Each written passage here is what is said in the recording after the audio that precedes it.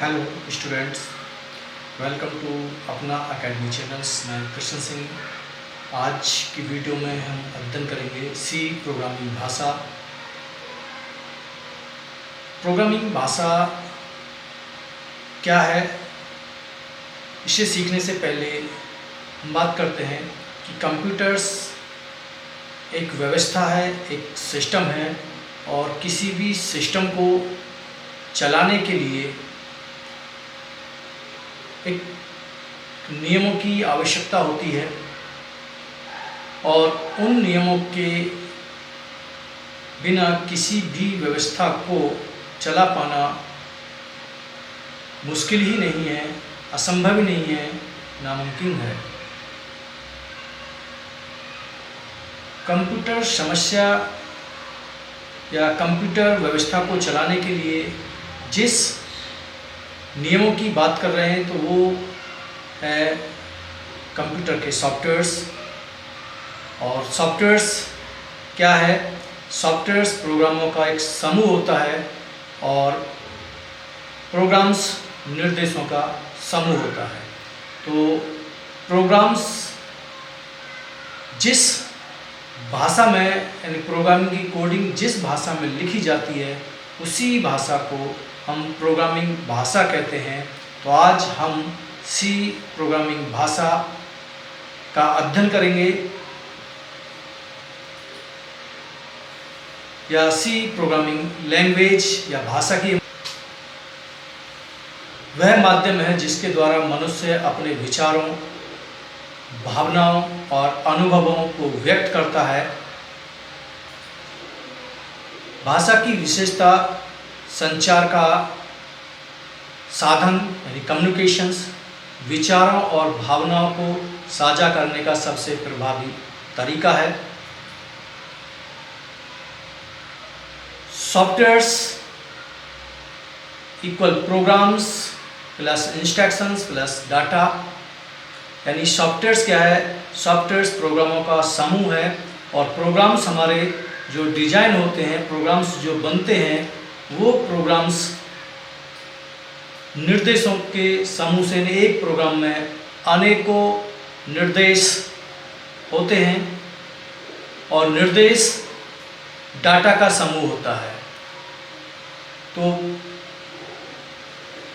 Softwares develop करने के लिए हमें प्रोग्राम्स का निर्माण करना अनिवार्य होता है। यह कंप्यूटर सिस्टम का अमूर्त हिस्सा होता है।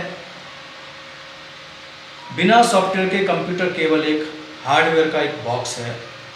जैसे हम बात कर रहे थे, कंप्यूटर एक सिस्टम है, एक व्यवस्था है। उस व्यवस्था को चलाने के लिए हमें किसी न किसी ऐसी निर्देशों की या नियमों की आवश्यकता होती है, जिन नियमों के आधार पर हम अपने कंप्यूटर पर किसी भी समस्या के समाधान को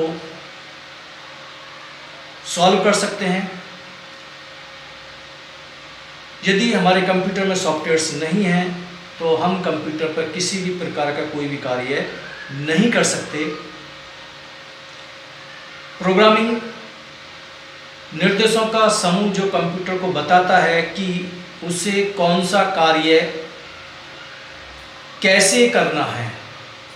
यानी जो प्रोग्राम्स होते हैं, उन प्रोग्रामों में हमें कंप्यूटर को पहले से ये सूचित करना होता है कि हमें कौन सा कार्य करना है, और उस कार्य को करने के लिए हमें कैसे या किस प्रोसेस से गुजरना होता है। तो ये हमें पहले से ही व्यवस्थित करना होता है, और इस व्यवस्था को ही, इन निर्देशों को व्यवस्थित तरीके से संगठित करने की जो तकनीकी है, वही प्रोग्रामिंग कहलाती है। यह कोडिंग के माध्यम से ही की जाती है। यानी हमें कोडिंग क्या है कि जो भी हम निर्देश हैं, उन निर्देशों को हम पहले से लिखते हैं, और जो लिखने की जो तकनीकी है, जो व्यवस्था है, उसी को हम, यानी प्रोग्रामों के कोड को लिखने की जो व्यवस्था है, उस व्यवस्था को ही हम कोडिंग कहते हैं। प्रोग्रामिंग का मुख्य उद्देश्य है समस्या का समाधान और सॉफ्टवेयर ऑब्लिक एप्लीकेशन का निर्माण। यदि हम कहें कि प्रोग्रामिंग क्या है, जो प्रोग्रामिंग किसी भी भाषा की प्रोग्रामिंग हम बात कर रहे हो, चाहे सी की या C++ की, जावा की, ओरेकल की, हमारा MySQL है, जावा है, पाइथन है, इन सभी भाषाओं में प्रोग्राम्स लिखे जाते हैं। लेकिन इन सभी प्रोग्रामों का, सभी भाषाओं का उद्देश्य एक ही होता है, समस्या का समाधान अर्थात सॉफ्टवेयर या एप्लीकेशन का निर्माण करना। नेक्स्ट हम बात करते हैं कि प्रोग्रामिंग भाषाओं के प्रकार, यानी प्रोग्रामिंग जो भाषा है, मार्केट में सैकड़ों प्रोग्रामिंग भाषाएं हैं जिन पर हम कोडिंग कर सकते हैं, प्रोग्राम्स लिख सकते हैं, निर्देश लिख सकते हैं, या उनमें हम सॉफ्टवेयरों का निर्माण कर सकते हैं। तो इन प्रोग्रामिंग भाषाओं को हम कितने भागों में बांट सकते हैं? तो programming type of programming language, तो प्रोग्रामिंग लैंग्वेज के प्रकार हैं, यदि उनकी हम बात करें तो ये मुख्य रूप से दो प्रकार की प्रोग्रामिंग भाषाएं होती हैं। सबसे पहला है निम्न स्तरीय भाषा, यानी low level language. Low level language कौन सी होती हैं? ये वो प्रोग्रामिंग भाषाएं होती हैं जिनके सोर्स कोड, यानी जिन प्रोग्रामों की कोडिंग हम 0 और 1 यानी मशीनी भाषा में करते हैं। और मशीनी भाषा जिसे हम बाइनरी भाषा भी कहते हैं। तो जिन प्रोग्रामिंग भाषाओं के सोर्स कोड मशीनी भाषा में लिखे जाते हैं, उन भाषाओं को हम निम्न स्तर की भाषा की कैटेगरी में रखते हैं।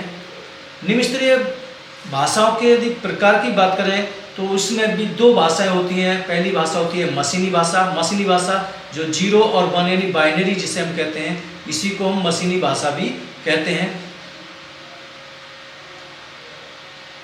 दूसरा है असेंबलिंग भाषा। असेंबलिंग भाषा ये भी निम्न स्तरीय भाषा की कैटेगरी में आती है। इसमें जो प्रोग्रामिंग की जो कोडिंग है वो 0 और 1 में न लिखकर कुछ अंग्रेजी भाषा के सेलेक्टेड शब्दों का प्रयोग किया गया है, कुछ सिंबलों का प्रयोग किया गया है, जिन सिंबलों को हम निमोनिक भी कहते हैं। और इन निमोनिक शब्दों को हमें मशीनी भाषा में कन्वर्ट करने के लिए एक भाषा ट्रांसलेटर की आवश्यकता होती है। जो असेंबलिंग भाषा के साथ भाषा ट्रांसलेटर है वो असेंबलर भाषा ट्रांसलेटर है, जो असेंबलिंग भाषा में लिखे गए प्रोग्राम को मशीनी भाषा में ट्रांसफ़र करने का काम, यानी ट्रांसलेट करने का कार्य करता है। तो ये हमारी दो हैं निम्न स्तरीय भाषाएं। नेक्स्ट है उच्च स्तरीय भाषा, हाई लेवल लैंग्वेज। और हाई लेवल लैंग्वेज वे भाषाएं होती हैं जिनका सोर्स कोड अंग्रेजी भाषा में लिखा होता है,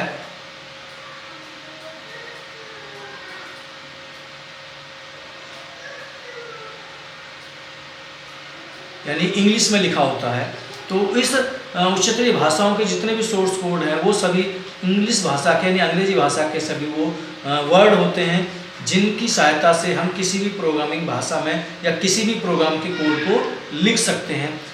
उच्चस्तरीय भाषाओं के साथ में अपना एक भाषा ट्रांसलेटर होता है जिसका कार्य होता है प्रोग्राम के सोर्स कोड को मशीनी भाषा में, यानी बाइनरी भाषा में ट्रांसलेट करना। उच्च स्तरीय भाषाओं के प्रकार की बात करें तो उच्च स्तरीय प्रोग्रामिंग भाषाएं भी दो प्रकार की होती हैं, जिसमें नंबर 1 है प्रक्रियात्मक उन्मुख प्रोग्रामिंग, यानी प्रोसीजरल ओरिएंटेड लैंग्वेज।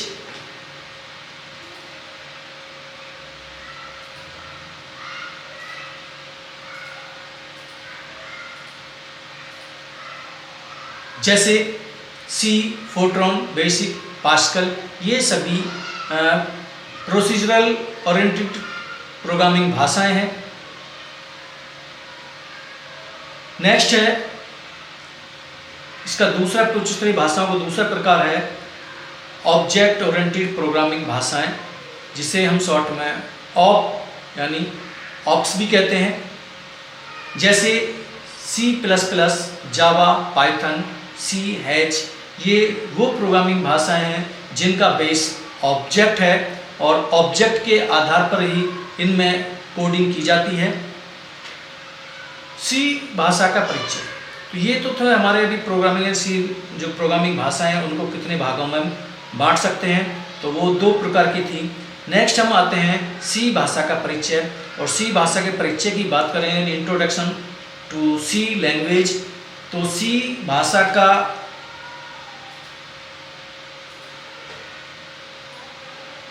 एक सामान्य उद्देश्य जनरल पर्पस या उच्च स्तरीय प्रोसीजरल भाषा है, जिसे सन 1972 में डेनिस रिची ने विकसित किया था। और यदि हम बात करें इसे विकसित कहाँ पर किया गया था, तो डेनिस रिची ने इसे AT&T बेल लेबोरेटरी जो न्यू जर्सी शहर में स्थित है, वहाँ पर इस भाषा को विकसित किया था। यह system software operating systems embedded systems बनाने के लिए सबसे ज़्यादा प्रयोग की जाने वाली भाषाओं में से एक है। सन 1978 यानी 78 में कंप्यूटर विज्ञान के क्षेत्र में एक महत्वपूर्ण घटना घटी। ब्रायन कर्निंगन और डेनिस रिची ने सी भाषा की मूल अवधारणा द सी प्रोग्रामिंग लैंग्वेज नामक पुस्तक के माध्यम से प्रस्तुत की। यानी सी भाषा का जो विकास था वो 1972 में किया गया, और 78 तक इस भाषा पर ज़्यादा मुख्य रूप से कार्य नहीं किया गया। ये एक लैब की प्रोग्रामिंग भाषा बनकर रह गई थी, केवल इसे लैब के अंदर ही इसे प्रयोग किया जाता था। लेकिन 78 में डेनिस रिची के साथ ही जो उसके फ्रेंड भी थे, फ्रेंड सर्कल में फ्रेंड भी थे, और उनके सहपाठी यानी उनके साथ जो लेबोरेटरी में साइंटिस्ट थे, ब्रायन कर्निगन ने, दोनों ने मिलकर सी भाषा की मूल अवधारणा पर द सी प्रोग्रामिंग लैंग्वेज नामक पुस्तक का प्रकाशित किया, और जिसने सी भाषा को काफ़ी प्रचलित कर दिया। और ये एक सबसे लोकप्रिय भाषा में उस समय की सबसे सर्वश्रेष्ठ भाषाओं में से एक मानी गई। सी भाषा की विशेषता है। सी भाषा की विशेषताओं की बात करें तो सी भाषा का जो शब्दकोश है वो एकदम सिंपल डिक्शनरी है। यानी सी भाषा का जो अपनी डिक्शनरी है वो बहुत ही सिंपल है। उसमें अंग्रेजी भाषा के ऐसे सिंपल शब्दों का प्रयोग किया गया है जिन्हें एक बिगिनर्स प्रोग्रामर आसानी से उन्हें उच्चारण कर सकता है, उन्हें लर्न कर सकता है, उन्हें यूज कर सकता है। तो इसमें सी भाषा का जो शब्दकोश है बहुत ही सिंपल तरीके से प्रयोग किया गया है। नेक्स्ट है सार्वजनिक प्रयोग की भाषा। सी एक सार्वजनिक प्रयोग की भाषा है, क्योंकि सी से पहले चाहे फोर्ट्रॉन प्रोग्रामिंग भाषा हो, चाहे कोबाल प्रोग्रामिंग भाषा हो, ये एक ऐसी भाषाएं थी जिन्हें किसी एक विशेष उद्देश्य के लिए ही डेवलप किया गया था। जैसे फोर्ट्रॉन एक गणितीय प्रोग्रामिंग भाषाएं थी जिस पर गणित से संबंधित समस्याओं का समाधान के लिए प्रोग्राम्स बनाए जा सकते थे। कोबाल जो एक व्यापारिक रिपोर्ट तैयार करने के लिए एक प्रोग्रामिंग भाषा थी, उस पर केवल व्यापार से संबंधित रिपोर्ट बनाने के लिए ही प्रोग्रामों का डिजाइन किया जा सकता है, प्रोग्राम्स बनाए जा सकते हैं। लेकिन सी एक ऐसी भाषा है जिस पर सार्वजनिक रूप से यानी सभी क्षेत्रों से संबंधित, चाहे वो विज्ञान से संबंधित हो, चाहे गणित से संबंधित हो, चाहे व्यापार से संबंधित हो, चाहे वो किसी अन्य क्षेत्र से संबंधित हो, शिक्षा से संबंधित, सभी क्षेत्रों से संबंधित प्रोग्राम्स इस पर बनाए जा सकते हैं। नेक्स्ट है समृद्ध लाइब्रेरी यानी रिच या स्टैंडर्ड लाइब्रेरी। यानी सी भाषा की अपनी जो लाइब्रेरी एक स्टैंडर्ड लाइब्रेरी है, क्योंकि इस की डिक्शनरी में पहले से यानी इसकी लाइब्रेरी में पहले से कुछ ऐसे प्रोग्राम्स सुरक्षित हैं जिन्हें एक यूजर्स अपनी आवश्यकता के अनुसार अपने प्रोग्राम में यूज कर सकता है। नेक्स्ट संरचित भाषा यानी स्ट्रक्चर्ड लैंग्वेज। यानी सी एक स्ट्रक्चर्ड प्रोग्रामिंग भाषा है जो एक स्ट्रक्चर्स की सुविधा प्रदान करता है। यह अपने डाटा को एक संगठन के रूप में बांधकर प्रयोग करने की सुविधा उपलब्ध कराता है। नेक्स्ट, सामान्य गणितीय तार्किक ऑपरेटरों का प्रयोग, यानी सी ऐसी प्रोग्रामिंग भाषा है जो केवल गणितीय ऑपरेटर ही नहीं, वह तार्किक ऑपरेटर्स का भी प्रयोग करने की सुविधा प्रदान करता है। यानी एक यूजर्स अपने प्रोग्राम में गणितीय ऑपरेटर के साथ साथ, यानी प्लस माइनस मल्टी डिवाइड के साथ साथ एंड और नॉट जैसे जो गणितीय तार्किक ऑपरेटर हैं उनका भी यूज करने की अनुमति प्रदान करता है। नेक्स्ट है प्रोसीजरल भाषा। प्रोसीजरल यानी सी एक प्रोसीजरल सिद्धांत पर कार्य करती है जो प्रोग्रामर को बड़े प्रोग्रामों को एक सीक्वेंशियल स्टेप बाय स्टेप करने की सुविधा प्रदान करता है। नेक्स्ट है तेज और कुशल। सी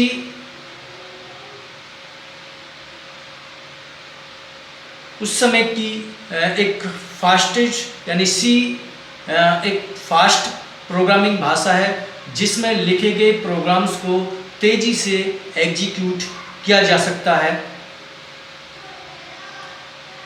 पोर्टेबल, सी एक पोर्टेबल प्रोग्रामिंग भाषा है जिसमें प्रोग्राम्स एक मशीन पर बनाया गया प्रोग्राम्स अन्य मशीन पर भी चलाया जा सकता है। उस प्रोग्रामों को हम आसानी से किसी पोर्टेबल डिवाइस की सहायता से, चाहे वो पेन ड्राइव हो या अन्य कोई डिवाइस हो, उसकी सहायता से एक सिस्टम में बनाए गए प्रोग्राम्स को ले जाकर किसी दूसरी प्रोग्रामिंग भाषा में, यानी किसी दूसरे कंप्यूटर्स पर उसको एग्जीक्यूट किया जा सकता है।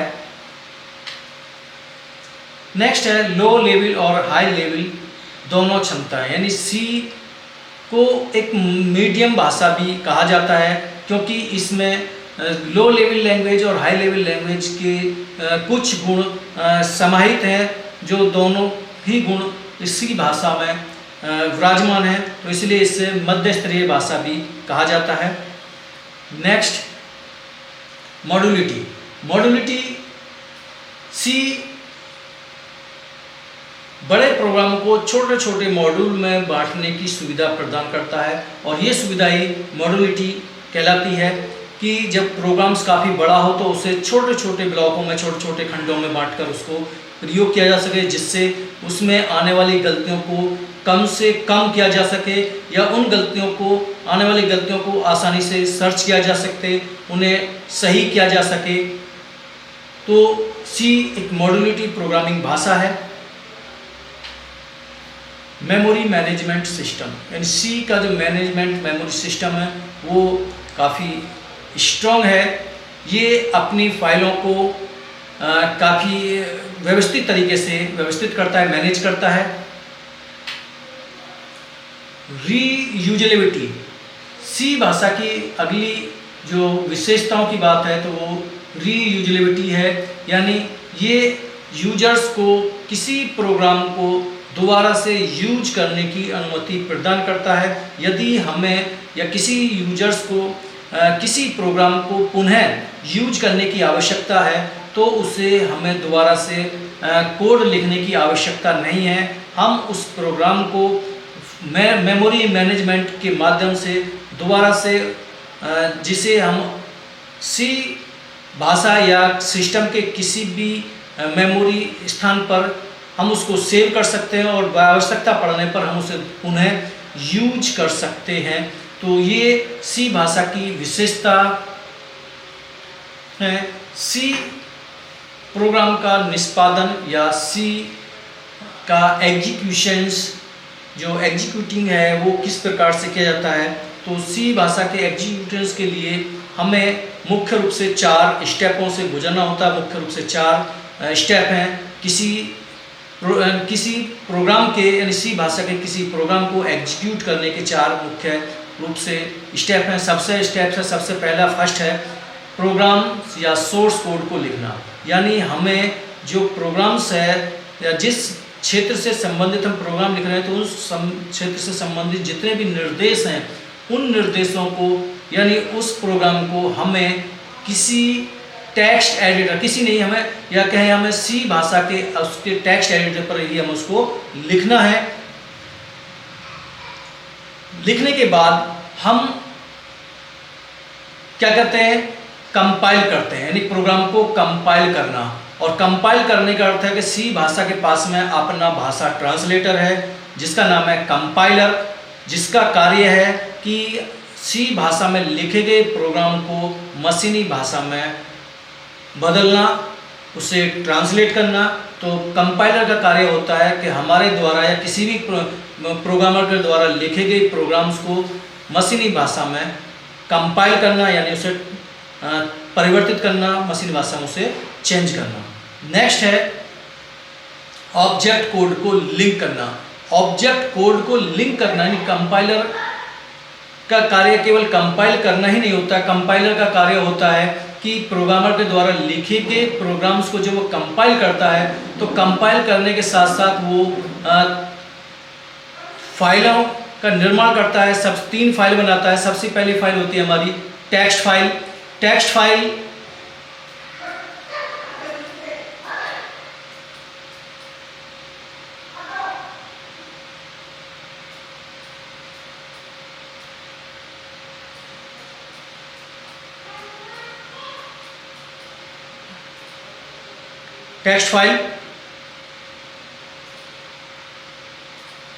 दूसरी होती है ऑब्जेक्ट फाइल।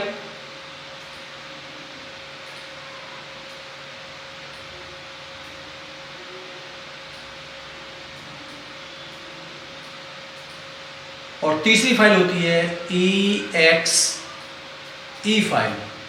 तो ये 3 फाइल हमारी तैयार होती हैं एक कंपाइलेशन के दौरान। टेक्स्ट फाइल होती है जो कंपाइलर यानी यूजर्स जो लिखता है टेक्स्ट एडिटर में फाइल जो लिखता है उसे सेव करता है वो टेक्स्ट के नाम से, टेक्स्ट फाइल के नाम से।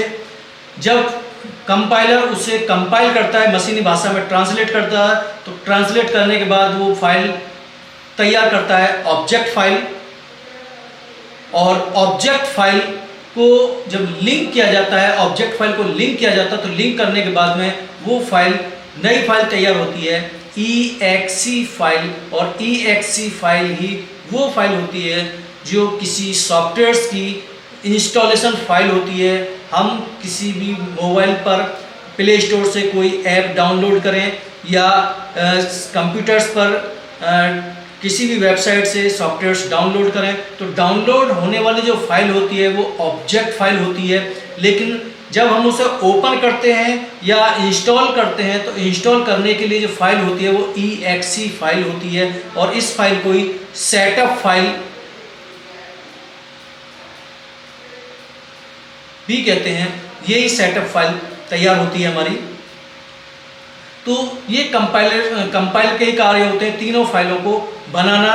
तो सबसे पहली जो फाइल बनती है वो टेक्स्ट फाइल बनती है, फिर ऑब्जेक्ट फाइल बनती है, और फिर उसके बाद में जो एग्जीक्यूट होती है, जो लिंक होने के बाद में तैयार होती है, वो EXE फाइल तैयार होती है।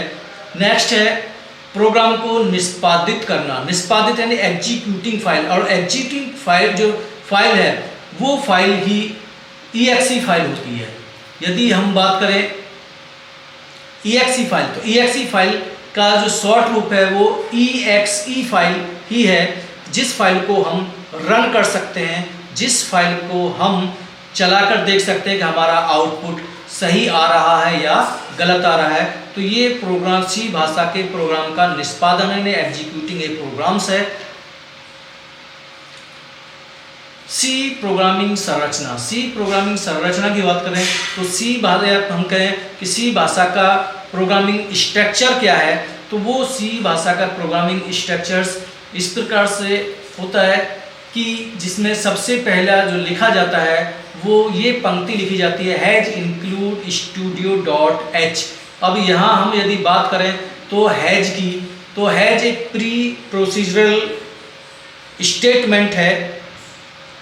इंक्लूड का अर्थ होता है एंटर,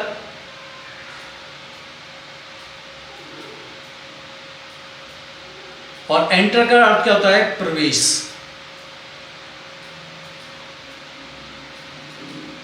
यानी हम प्रवेश कर रहे हैं, कहाँ पर कर रहे हैं? स्टूडियो। स्टूडियो यानी स्टूडियो का अर्थ है STD, और STD का अर्थ होता है स्टैंडर्ड, यानी स्टैंडर्ड लाइब्रेरी, स्टैंडर्ड स्ट्रीम। और कौन सी स्ट्रीम में हम? आई यानी इनपुट, आई है इनपुट और O आउटपुट, यानी C भाषा की जो लाइब्रेरी है जिसमें इनपुट आउटपुट के जो फंक्शन हैं जो पहले से उसकी लाइब्रेरी में सेव किए गए हैं, उस स्ट्रीम में, उस लाइब्रेरी, उस डिक्शनरी में या उस लाइब्रेरी में हम प्रवेश करने जा रहे हैं। ये इंक्लूड का अर्थ है स्टूडियो, स्टैंडर्ड। स्टूडियो का पूरा अर्थ हो गया standard input output stream. .h, .h है यानी हेडर फाइल। .h का अर्थ है हेडर फाइल, यानी ये कंपाइलर को सूचित करना है कि भाई हम ये हमारी हेडर फाइल है, यहाँ से हम प्रोग्राम्स को एंटर्स कर रहे हैं। नेक्स्ट आता है हमारा वॉइड मैन, और वॉइड एक ऐसा डाटा टाइप है जो किसी भी प्रकार का कोई स्पेस नहीं लेता है। तो हम इस चर्चा करेंगे कि जब हम डाटा टाइप पर बात करेंगे तो वॉइड क्या है। मैन फंक्शंस, यानी ये कंपाइलर को सूचित करेगा भाई ये प्रोग्राम्स का एक मैन भाग है, और एक प्रोग्राम्स में क्वेश्चंस कई बार रिपीट होता है कि किसी प्रोग्राम में अधिक से अधिक कितने फंक्शंस हो सकते हैं, तो या कम से कम कितने फंक्शंस होते हैं। तो कम से कम की बात करें तो किसी भी प्रोग्राम में कम से कम एक फंक्शन होता है, और वो फंक्शन होता है मैन फंक्शंस। और अधिक से अधिक ये निश्चित नहीं है कि उसमें ज़्यादा से ज़्यादा कितने फंक्शंस हो सकते हैं। ये प्रोग्राम्स के कार्य पर, हम किस क्षेत्र से संबंधित प्रोग्राम बना रहे हैं उस पर डिपेंड करता है कि उसमें यूज होने वाले जो फंक्शन है उनकी संख्या कितनी निर्धारित होगी। तो कम से कम एक फंक्शंस प्रोग्राम में होता है, और वो होता है मैन। मजला पोस्ट स्टार्ट की बात करें, मजला पोस्ट स्टार्ट है तो यहाँ पर हम कंपाइलर को सूचित करते हैं कि हमारा जो मैन फंक्शन है, मैन फंक्शन की जो बॉडी है वो बॉडी यहाँ से स्टार्ट होती है, और जहाँ पर प्रोग्राम का यानी मजला पोस्ट ख़त्म होता है तो ये प्रोग्राम की जो मैन बॉडी है वो बॉडी यहाँ पर ख़त्म होती है, बंद होती है। तो ये क्या है? प्रोग्राम की बॉडी है, और इसके अंदर जो भी स्टेटमेंट है, जो भी हमें कार्य करना है, जो भी फंक्शंस हमें यूज करने हैं, वो सब हम इस बॉडी के अंदर ही करेंगे। इसके बाहर हम कोई भी कार्य नहीं कर सकते। तो ये प्रोग्रामिंग, तो ये देखते हैं हम किसी भाषा के जो प्रोग्रामिंग स्ट्रक्चर्स है, या हम अब बात करें किसी भाषा में फर्स्ट प्रोग्राम्स क्या है, या सी भाषा में किसी मैसेज को कैसे प्रदर्शित करते हैं, यानी कैसे एक मैसेज को हमें प्रिंट कराना है, तो उसके लिए हम प्रोग्राम्स बनाते हैं। तो यहाँ पर हम देख सकते हैं कि हमने यहाँ पर कोड ब्लॉक्स एक IDE यूज किया है। IDE क्या है? IDE एक ऐसा प्लेटफार्म है जहाँ पर किसी प्रोग्रामर को एक ही स्थान पर सारी वो सुविधाएं उपलब्ध हो जाती हैं जिन सुविधाओं की, या वो सभी टूल्स प्राप्त होते हैं जिन टूल्सों की एक प्रोग्रामर को आवश्यकता होती है। और एक प्रोग्रामर को आवश्यकता किसी प्रोग्राम को लिखने के लिए सबसे पहले एक टेक्स्ट एडिटर होना चाहिए। तो कोड ब्लॉक्स हमें एक ऐसा ही आईडी है जो हमें एक टेक्स्ट एडिटर जहां पर हम प्रोग्राम की कोडिंग लिख सकते हैं, जो हमारी स्क्रीन पर दिखाई दे रहा है। दूसरा, हमें एक कंपाइलर चाहिए जो इसके साथ अपना कंपाइलर्स है, यानी प्रोग्राम हमारे द्वारा लिखे गए प्रोग्राम को कंपाइल कर सके, प्रोग्राम को एग्जीक्यूट करने की सुविधा प्रदान कर सकते, प्रोग्राम को डिबगिंग करने की सुविधा प्रदान कर सके। तो IDE, वैसे मार्केट में बहुत सारे IDE उपलब्ध हैं, लेकिन बिगनर्स के हिसाब से यदि हम देखें तो कोड ब्लॉक्स एक सबसे अच्छा एक IDE है जो हम यूज कर रहे हैं। और यदि आप अपने डेस्कटॉप या लैपटॉप पर कोड ब्लॉक्स IDE का यूज करना चाहते हैं, कोड ब्लॉक्स को यूज करना चाहते हैं, तो इसको कोड ब्लॉक को आप अपने सिस्टम में कैसे डाउनलोड इंस्टॉल करेंगे तो वो हमारे इस वीडियो के डिस्क्रिप्शन में उसकी वीडियो का लिंक हमें मिल जाएगा, जो इसकी हमने वीडियो पहले से ही बना दी है। तो आप उसे देखकर अपने सिस्टम में कोड ब्लॉक को इंस्टॉल कर सकते हैं। तो देखते हैं कि हमारा जो प्रोग्राम्स है, जहां हमने जो पहले जो एग्जीक्यूट वाला जो देखा था कि उसमें सबसे पहला has include studio dot H, यानी सबसे पहली फर्स्ट हेडर फाइल यूज की है। इंट मैन, अब यहाँ इंट हमने यूज किया है, इंट या वर्ड कोई भी हम यूज कर सकते हैं। मैन फंक्शंस है, हैज इंक्लूड यानी मजला पोस्ट स्टार्ट है, और प्रिंटिव सी भाषा में यूज किए जाने वाला इनपुट फंक्शन यानी आउटपुट फंक्शन है, जो किसी मैसेज को प्रिंट कराने के लिए यूज किया जाता है। तो प्रिंट एफ एक फंक्शन है, प्रिंट यानी मैसेज को छापना, एफ यानी फंक्शन है। तो प्रिंट एफ, और इसके ब्रैकेट के डबल क्यूट के अंदर जो मैसेज हम टाइप करेंगे वो मैसेज हमारा यहाँ पर मॉनिटर की स्क्रीन पर प्रदर्शित होगा। सेमीकोलंस से है, यानी ये स्टेटमेंट यहाँ पर समाप्त हो रहा है। रिटर्न टाइप 0 है। अब हम इस प्रोग्राम्स को एग्जीक्यूट करें या कंपाइल करें तो यहाँ से हम इसको कंपाइल कर सकते हैं प्रोग्राम को, और ये हमारे प्रोग्राम का आउटपुट भी आ गया है। जो हमने मैसेज दिया था हेलो वर्ल्ड, तो हेलो वर्ल्ड का जो मैसेज है वो हमारा यहाँ पर दिखाई दे गया है। हम इसे दोबारा चेक कर सकते हैं। दोबारा मैं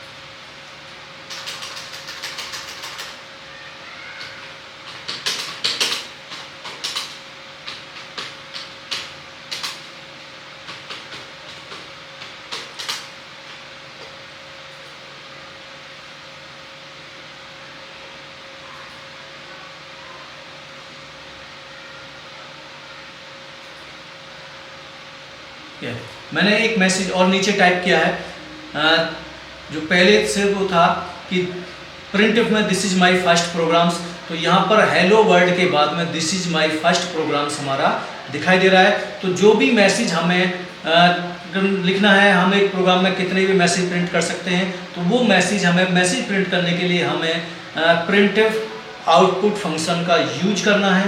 तो ये हमारे वीडियो में जो प्रोग्राम्स को कैसे एग्जीक्यूट किया जाता है, प्रोग्राम्स कैसे है बनता है, तो ये हमारा फर्स्ट प्रोग्राम से एक मैसेज को प्रिंट करने के लिए है। यदि आगे की वीडियो को आप देखना चाहते हैं या आप हमारी वीडियो को आप पसंद करते हैं या हमारी वीडियो आपको पसंद आई है, तो आप हमारी वीडियो को लाइक कीजिए, शेयर कीजिए, सब्सक्राइब कीजिए, और हमारी इस वीडियो की यदि आप पीडीएफ में इस वीडियो के डाटा को जो थ्योरिकल डाटा है उसे प्राप्त करना चाह रहे हैं, तो हमारी डिस्क्रिप्शन में दिए हुए जो हमारे ब्लॉग्स है या फेसबुक पेज है उसको लाइक कीजिए, सब्सक्राइब कीजिए, और वहाँ से आप इनको प्राप्त कर सकते हैं। जय हिंद, जय भारत।